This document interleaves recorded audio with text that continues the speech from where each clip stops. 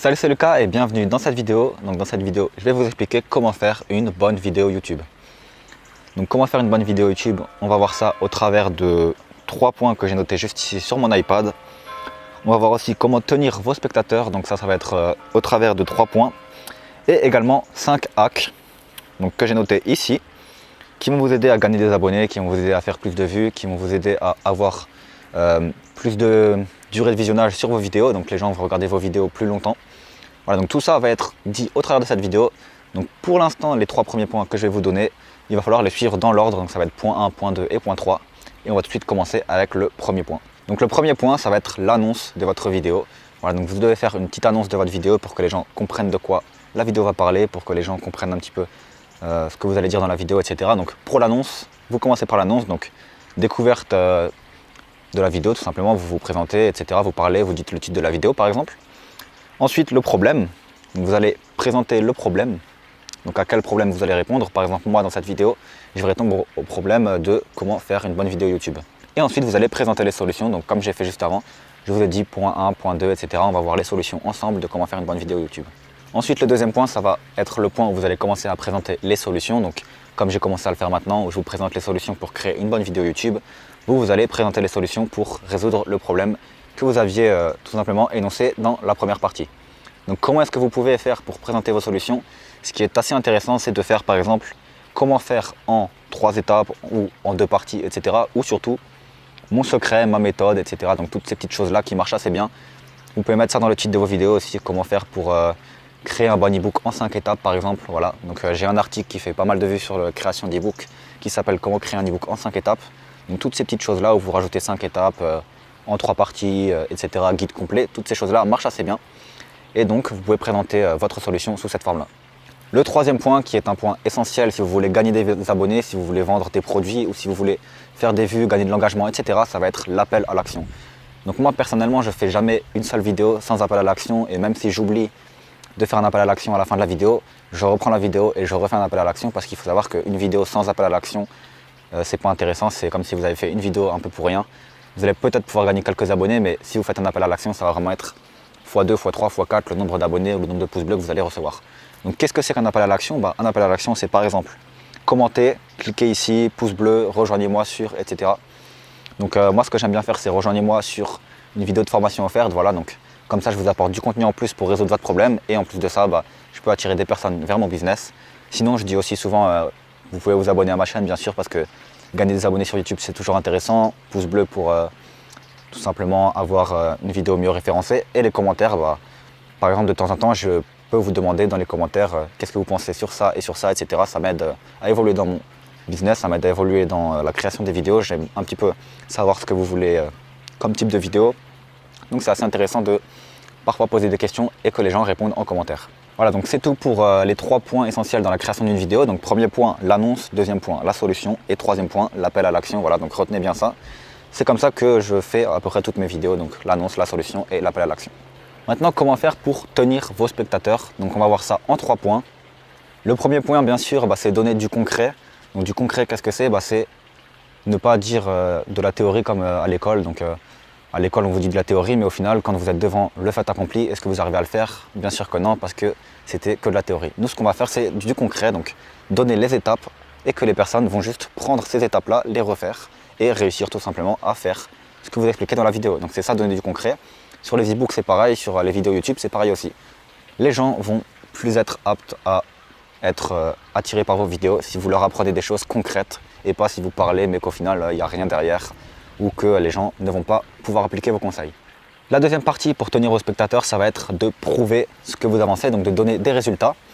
Donc moi par exemple, j'ai pas énormément de résultats en ce moment, mais je sais que au début, mes vidéos faisaient très peu de vues, et que maintenant mes vidéos font beaucoup plus de vues.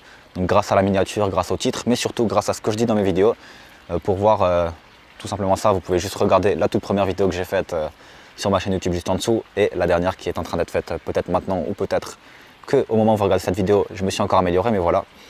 Je m'améliore de jour en jour, et au final, voilà mes résultats. La dernière vidéo fait beaucoup plus de vues que les anciennes. Là, je fais 500 000 vues par vidéo. Alors qu'avant, je faisais tout simplement même pas 100 vues. Donc tout simplement parce que j'ai amélioré la qualité, j'ai amélioré l'appel à l'action, j'ai amélioré aussi le son du micro. la miniature, etc. Ça, c'est des choses annexes qui vont vous aider à faire une bonne vidéo YouTube. Mais là, on va partir surtout dans comment créer votre script de vidéo. Donc voilà, essayez de prouver vos résultats. Donc au début, par exemple, de la vidéo, vous pouvez prouver vos résultats en, par exemple, mettant un screenshot. Imaginons que vous avez gagné 10 000 € grâce au dropshipping. Vous pouvez mettre un screenshot que vous avez gagné 10 000 € ce mois-ci grâce au dropshipping. De ce fait-là, les personnes vont savoir que vous êtes quelqu'un de sérieux, qui prouve ses résultats, qui va montrer du concret. Et si vous voulez avoir le même résultat que cette personne-là, c'est logique que si vous voulez gagner 10 000 € en dropshipping, quoi de mieux que de suivre une vidéo de quelqu'un qui a gagné justement 10 000 € en dropshipping.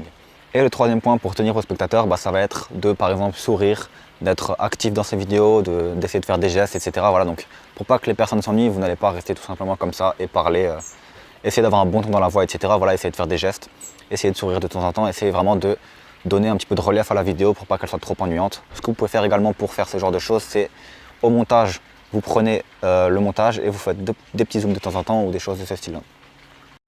Voilà, donc rapidement, j'ai oublié de vous donner 5 hacks justement pour faire de bonnes vidéos YouTube. Donc je vais rapidement vous les faire là en face caméra. Alors j'ai noté le premier hack, donc c'est si vous restez jusqu'à la fin, je vous montrerai, si vous restez jusqu'à la fin, je vous donnerai, etc. Donc en fait, au final, au début de la vidéo, vous allez dire, si vous restez à la fin, je vous donnerai ceci. Et donc la personne, soit va avancer votre vidéo, mais c'est assez rare, soit va rester jusqu'à la fin de la vidéo pour connaître justement cette chose-là. Donc gardez le meilleur jusqu'à la fin à chaque fois et vous allez voir que au final, les personnes vont rester jusqu'à la fin de vos vidéos et votre vidéo va être mieux référencée sur YouTube. Parce qu'il faut savoir que sur YouTube, les vidéos sont le mieux référencées, surtout si les personnes le regardent dès le début et jusqu'à la fin. Donc essayez de donner des choses de ce type-là, c'est le premier hack. Le deuxième hack, c'est aujourd'hui, c'est un peu particulier parce que aujourd'hui je vous fais une vidéo un peu particulière parce que je suis, ou parce que je vais vous parler d'eux, ou parce que j'ai eu cette expérience-là, etc. Les gens sont toujours assez contents de regarder une vidéo qui est un peu particulière, donc essayez de dire également ces choses-là en début de vidéo.